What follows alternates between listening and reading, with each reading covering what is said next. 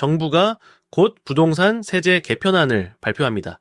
보유세를 강화하고 다주택자 부담을 늘리겠다고 예고했습니다. 자, 그런데 이상한 일이 벌어지고 있습니다. 세금을 올리겠다는 발표를 앞두고도 서울 아파트값은 7주 연속 오르고 있습니다. 왜 이런 일이 벌어질까요? 오늘은 이번 세제 개편이 실제로 어느 지역에 어떤 영향을 줄지 서울 핵심지와 지방을 나눠서 분석하겠습니다.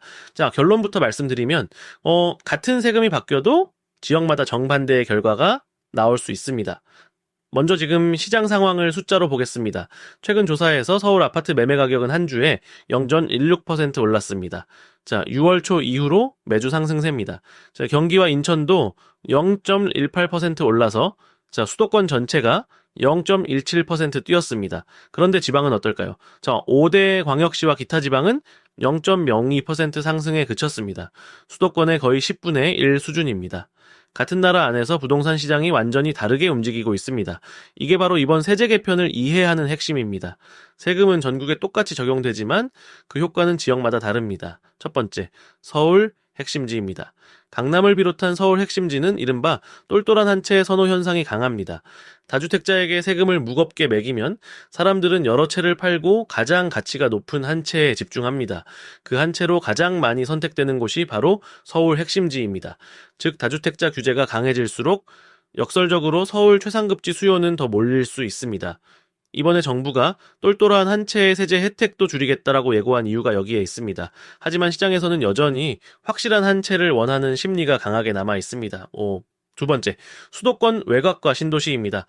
동탄, 남양주, 영종도 같은 수도권 외곽도 지금 매물이 없습니다. 한 전문가는 1000세대 아파트에 매물이 한두 개밖에 없는 경우가 흔하다고 말합니다. 이 지역은 실수요와 갭투자가 섞여 있어서 대출 규제와 세금 변화에 더 민감하게 반응합니다. 세제 개편의 방향에 따라 단기적으로 출렁일 수 있는 지역입니다. 세 번째, 지방입니다. 지방은 상황이 완전히 다릅니다. 상승률이 수도권의 10분의 1 수준이고 일부 지역은 여전히 미분양이 쌓여 있습니다. 지방에서는 보유세를 올려도 애초에 인베스트먼트 수요가 적어서 타격이 제한적입니다. 오히려 정부가 이번에 검토하는 카드 중 하나가 지방을 위한 것입니다. 지방 근무 근로자에게 서울보다 소득세를 더 감면해주는 방안이 거론되고 있습니다. 지방으로 사람과 돈을 유도하려는 의도입니다. 그렇다면 이 세 지역을 어떻게 봐야 할까요? 여기서 가장 중요한 개념이 양극화입니다. 세금을 무겁게 매길수록 사람들은 더 확실한 자산으로 몰립니다. 그 결과 서울 핵심지와 지방의 격차는 오히려 벌어질 수 있습니다. 규제가 양극화를 완화하는 게 아니라 강화하는 역설이 나타나는 겁니다. 실제로 지난 여러 정부에서 강한 부동산 규제가 나올 때마다 이런 현상이 반복됐습니다. 그럼 지금 무엇을 봐야 할까요? 세 가지입니다. 자, 첫째, 내가 관심 있는 지역이 어느 카테고리인지 파악하세요. 서울 핵심지, 수도권 외곽, 지방은 세제 개편에 완전히 다르게 반응합니다.